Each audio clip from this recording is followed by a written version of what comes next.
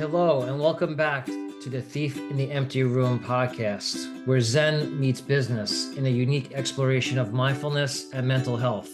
Join me, Craig French, as I sit down with artists, entrepreneurs, and Zen teachers to uncover the secrets of expanding creative problem solving, reducing stress, and finding balance in a fast-paced world. The name of this podcast is based off of my favorite Zen koan, which means a short story or fable.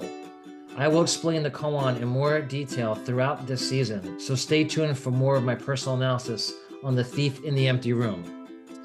In this episode number 2, I sit down and interview famous Buddhist author and teacher Brad Warner and his journey to becoming a Zen teacher and an author. His book that put him on the map was called Hardcore Zen. The book that brought me into Brad's orbit was titled Zen Wrapped in Karma, Dipped in Chocolate.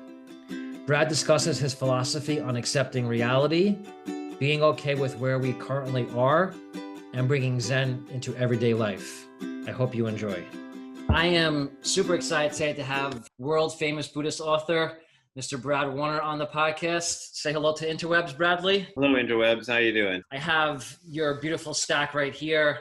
Brad has written, 1, 2, 3, 4, 5, 6, 7, 8, co-written another one, 9, has another one in the works, 10, and then you've also written some sci-fi books about Godzilla and whatnot, right? So not Godzilla, but yeah.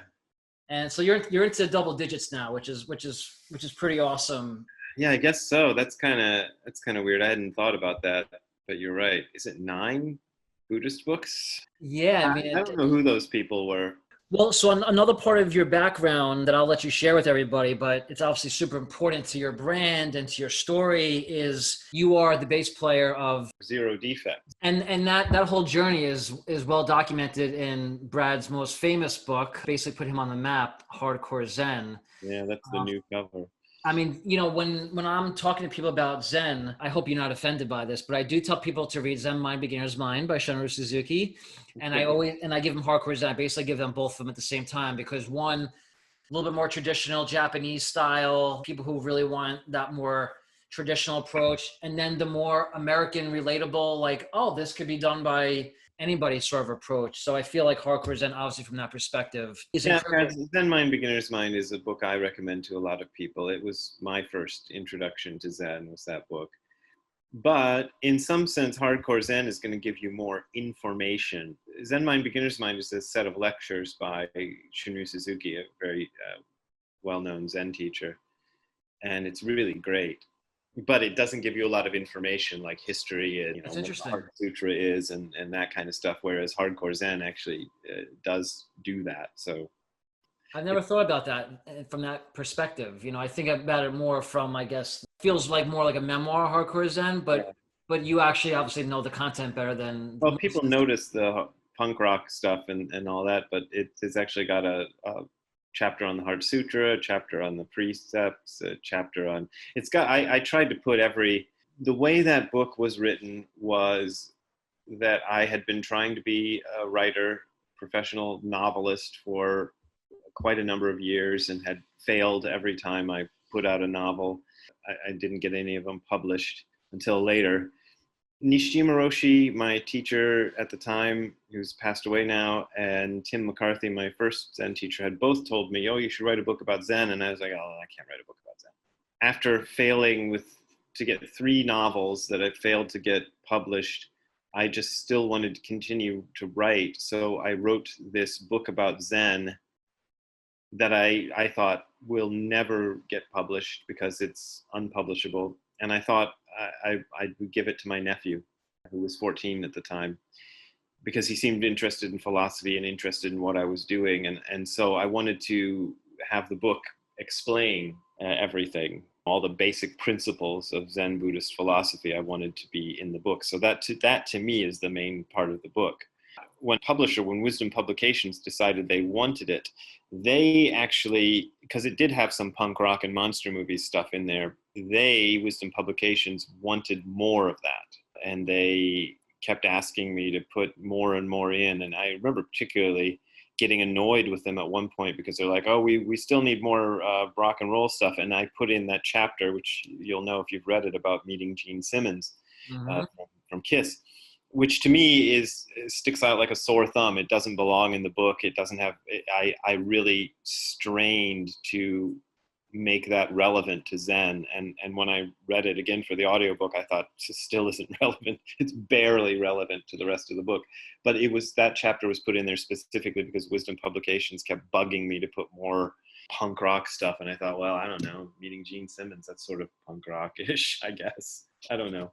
It's also part of the Zen philosophy. The Zen philosophy says that everything is perfect just as it is at the time that it is that way. And I thought, well, this contains all the mistakes and everything that I made at age 38 or whatever I was when I wrote that book, and contains all the mistakes that were added by the publishers, which were a number of them. But it resonates with people. People like that. And I'm all right. If I was not still writing books, I might have had more of an urge to change it. But the newer books are, if you want to know what I think now, read one of the newer books. Wisdom Publications apparently did not realize how popular hardcore Zen would be, because they didn't print very many copies of it. You've given the story 100 times, and you wrote about it obviously in a number of these books, specifically Hardcore Zen. But you want to just give everyone a quick little, abbreviated version of your Zen story, how you found Zen? I mean, obviously studying with you for 10 years now. I mean, I've heard the name Tim McCarthy countless times. We're friends on Facebook, him and I. So if you want, maybe just start there in Akron real quick and just give everyone the truncated version. It would be kind of cool to hear it again.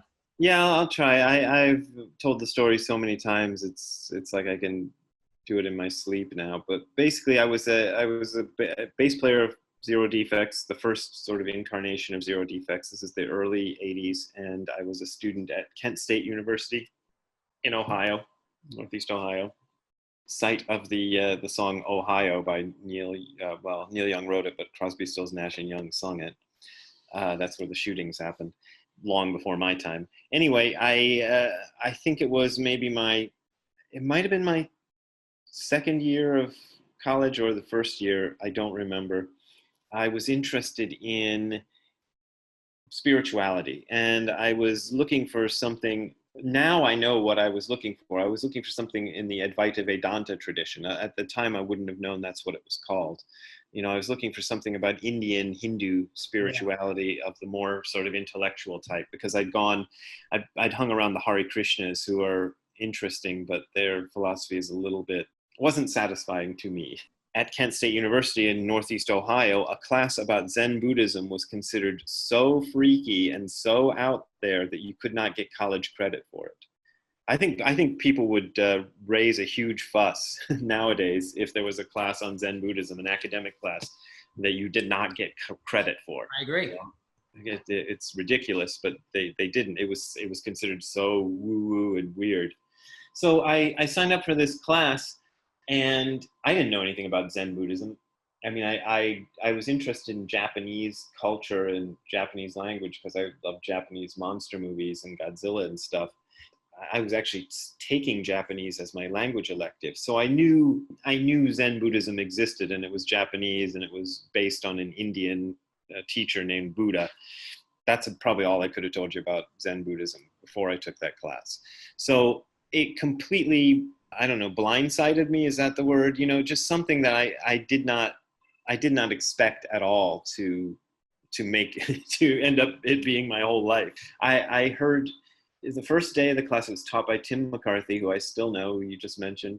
He's about 10 years older than me. So at the time I would have been like 19. So that would have made him 29, So, we were close in age.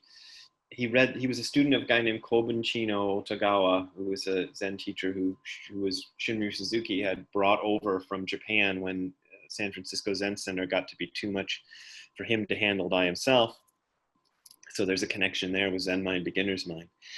And Tim had studied with Kobun for a lot of years and was now on his own and had this gig teaching this class. Yeah, he read the Heart Sutra, though, the first day of the class.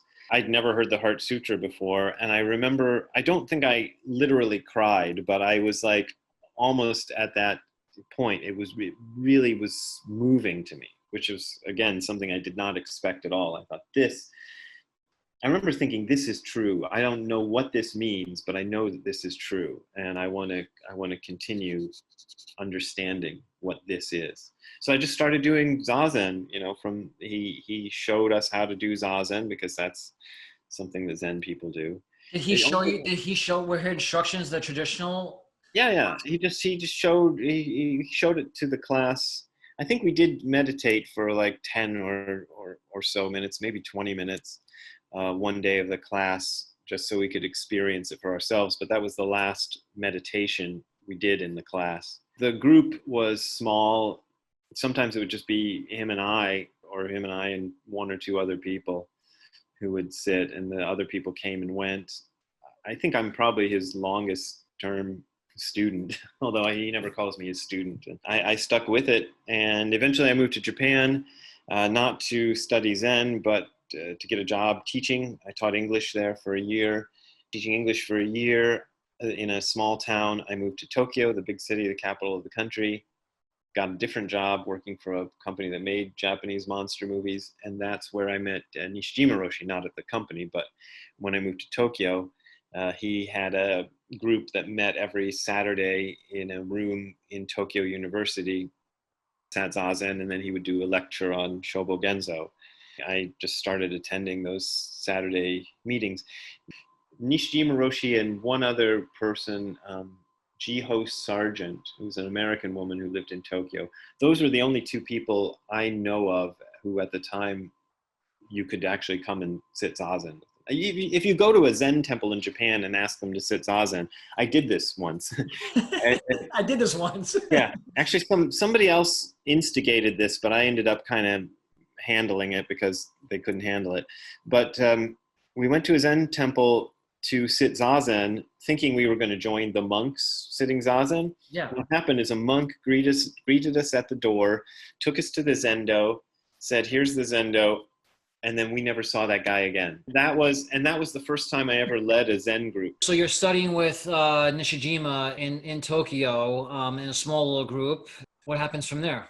Oh, I was studying with him for, I don't know how many years, at least 5 or 7 years. And I'd been going to a lot of retreats, pretty much every retreat that he offered in English I went to. And I went to 1 or 2 of the Japanese retreats that he also did retreats in Japanese. And I don't know exactly when, but there was this weird moment where I'd gone to one of the Saturday lectures, just like I always do. And as I was leaving, he called me to talk to me, which, he didn't really do that. It wasn't like we were buddies. Me and Tim were friends, besides being Zen people together. I never felt like a Nishijima Roshi was exactly my friend. I mean, we were friends in some sense, but it wasn't like we palled around and hung out together. He called me up and he told me he wanted to make me his Dharma heir. And I was like, what? What are you talking about? And by then we'd had a few one-on-one conversations. He used to have this kind of policy. He didn't do dokusan as such. Dokusan is a private meeting between teacher and student. And Nishijima Roshi I never heard him use the word dokusan. But if you wanted to talk to him one-on-one, all you had to do was make an appointment. And I'd done that a number of times by the time this happened. So, we'd sat and talked together a lot by then. But yeah, he has to do that. And I don't remember exactly what words I used, but I said something like, let me think about that. I didn't know, because this is a big deal. Dharma heir is, in case your listeners don't know, it's a tradition that supposedly, although historians debate this, goes back to the Buddha himself, who is supposed to have made a guy named Mahakashapa his Dharma heir, which meant that Buddha was an old man by then, and Mahakashapa was a few years younger. And the idea was that Mahakashapa could take over the order after Buddha died. And, a few years later, Buddha died and Mahakashapa became the head of the order. And then he passed it on to a guy named Ananda, and it went on. And that's the tradition that's been going on since 2,500 years ago.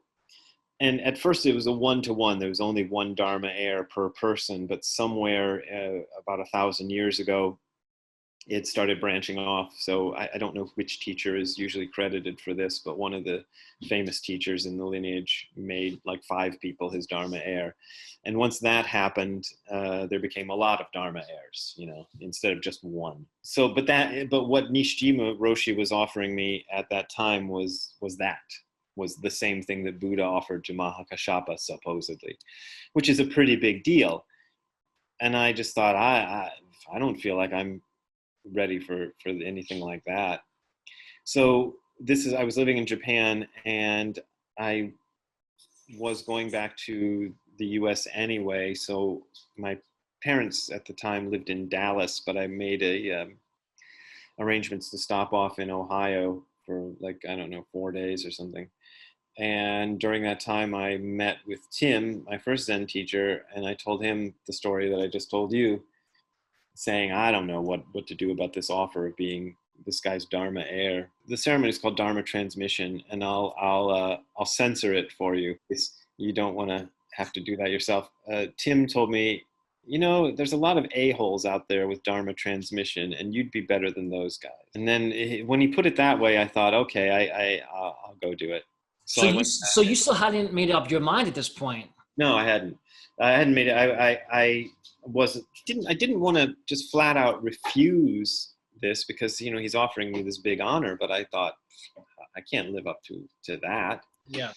So I was maybe trying to come up with an excuse or something to say no.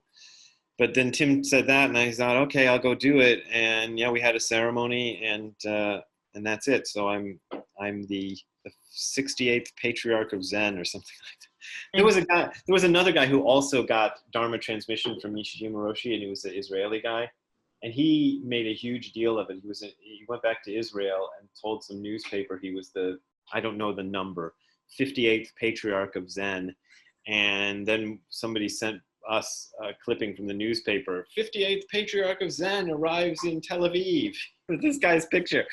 There were, like I said, there's a lot of, the Dharma heir thing exploded at one point. So there's probably, 1,000 58th patriarchs of Zen, if you want to call it that. So to bring the story to a little bit more modern day. So, you obviously eventually you went to Ohio, you met with Tim, do better. And so obviously you decide to accept, and then eventually you moved back to the States. Yeah. And founded, at the time, you had called it Dogen Sangha Los Angeles, right? DSLA. Yeah. Yeah, that was something that I moved back to the U.S. mostly because of my job at Tsuburaya Productions. They had this idea. This is the company I worked for in Japan. They wanted to have a Los Angeles office. I was that Los Angeles office. I mean, I thought the idea was that I would be out there on my own for a few months, and then they would send other people, and we would have, because we rented out an office space which had room for 2 or 3 people in it, but they never sent anybody out, and I was running that office alone. At the time, this place called Hill Street Center in Santa Monica that would rent out rooms for people to do, spiritual things. And so I just started renting the room at Hill Street Center. It was good that I had a job, because at the time the donations were so low that I was spending a few $100s of my own money every month to run these Zen classes. $200 or $300 a month I was basically tossing away so the people could learn Zen. I can't afford to do that sort of thing anymore. But at the time I was getting paid pretty well, so I did it. I didn't know if it was going to sustain, but it did. And that, started that in 2004, I think, maybe 2005, probably. Yeah, it's still going.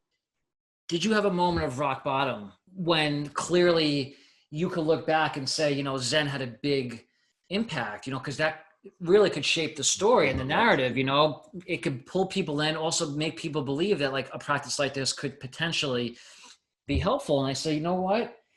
I'm kind of an eternal optimist, and I kind of just keep going. So I don't dwell on the past. I don't dwell on the hardships. But when I stop and think about it, I'm like, I was living in Laguna Beach in 2011. I had just moved cross country from New York to sell solar power, and it was not going well. I was living on a friend's air mattress with my dog, and I had no money. I basically felt like I didn't have a job. I was technically selling solar power, but it was all commission, 100% commission. I was making no money. And I felt like I was at rock bottom. I had nothing. Instead of turning to drugs or alcohol, or I'm going to go to Barnes and Noble. I'm going to go to the Eastern religion section, specifically the Buddhist section, and I'm going to grab a book. I'm going to grab a book that connects with me to help me get my mind right and get me out of this little rut that I'm in, because I know that it's just a little bit of a mental sort of switch that I need to just flick on. And I think I could get myself kind of back in gear again. And so I remember looking through the shelves, and lo and behold, I see the spine of this book, and I'll never forget it, Brad. I mean, I could probably get emotional thinking about it, but this is Zen wrapped in karma, dipped in chocolate. One of Brad's books that I know was hard for him to write, and he could obviously share with everybody. But this was the book that grabbed my attention. It was the color, it was the font, it was everything. And I remember picking it up, and I read the back. I'm like, this is pretty cool. And I brought it home, and I crushed through it. And I ended up Googling you afterwards, and I found the Dogen Sangha Los Angeles website. You had gone back to Ohio to live, and you had left the center under someone named John. Googled you, I found the website, I emailed, the info at email address, and John wrote back to me. And I was still living in Laguna Beach at the time. And he said, hey, we'd love to have you. So I ended up moving to Hollywood into the dining room of a 2-bedroom, and I put a shower curtain up as my front door. It was the typical, LA Hollywood story. And I would get up on Saturday morning and drive from Hollywood to Santa Monica. And the very first time, John was there teaching, something just clicked for me. The open-eyed, no mantra, something clicked for me within Zazen. I obviously encourage anyone listening to this who's not familiar to reach out to myself or Brad, or Google Zazen or YouTube it. But the practice is very, very simple. It's the most bare bones form of meditation that there is. But for me, something just clicked. The retreats changed my life as well. And I think you could agree with, the retreats that we've gone on, and the ones you do around the world, obviously, and then up at Sahara. But going into practice for 2 or 3 days with a group in silence, very little distraction, I attribute a lot of it to going on retreat. Yeah, the retreats are really nice. I a lot of them. There was a point in my life where I was getting a little burnt out on running retreats, because I was doing like 15 a year or something, but only 2 in Los Angeles. The rest were in Europe. There's this image of Zen being a strictly monastic tradition, and there is a monastic side to it, but both of my teachers were very much into the idea of just bringing Zen into your everyday life. Yeah. But if you have the opportunity to go and spend a few days living sort of modified monastic lifestyle, that's what the retreats are. That's the way I conceive of them. So for 3 days, we live basically a monastic schedule, the way Zen monks would live year round, or whatever, however long they're going to do it. Just basically devoting ourselves to Zazen for all 3 days, and staying in silence, and you get up really early in the morning. And I love it. Just like the way Zazen clicked with me the first time, the retreats clicked with me the very first time. It's been a fun journey. And I know that, there's really no destination to all this, but it's brought a lot of value to my life. Now I'm trying to just spread, the Zazen spirit to whoever is willing to listen. It's been rewarding. I think that a lot of people, Brad, I think you could relate to this. A lot of people will go their entire lives without sitting in complete silence with themselves, maybe ever, or for even 5 minutes. And to just kind of do another little shameless plug of your book, I think this is the greatest title of any Zen book ever written.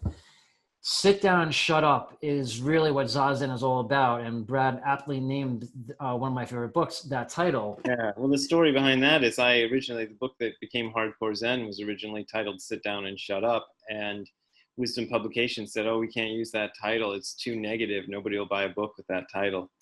And so I said, okay. And then they came up with the title Hardcore Zen, which I thought, oh, that sounds nice. That's fine.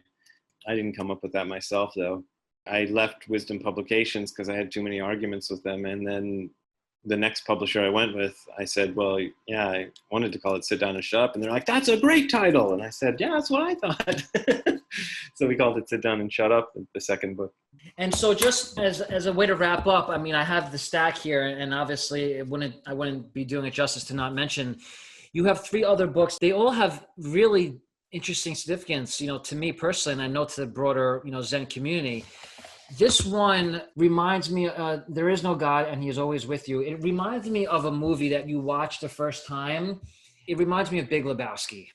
In the sense that you watch it the first time, you don't really realize and you're maybe watching a classic because it's almost so deep and esoteric and cheeky, and, the way it kind of is executed that you kind of have to sit there and think about it and sit with it and then rewatch it and reread it maybe a couple of times before you realize it's genius. And this book is one of those, Brad. I mean, I know that as far as your whole catalog goes, maybe isn't the most popular or well-known, but I've actually found myself buying this from you and sending it to people because it comes up in very weird moments and situations when it's people are like, well, what is Zen's take on God? And I said, well, you know what, actually my teacher wrote a book about it that's phenomenal, and you have some just amazing little gems in this book that I would recommend for anybody that's interested in how God sort of plays a role in spirituality or Buddhism.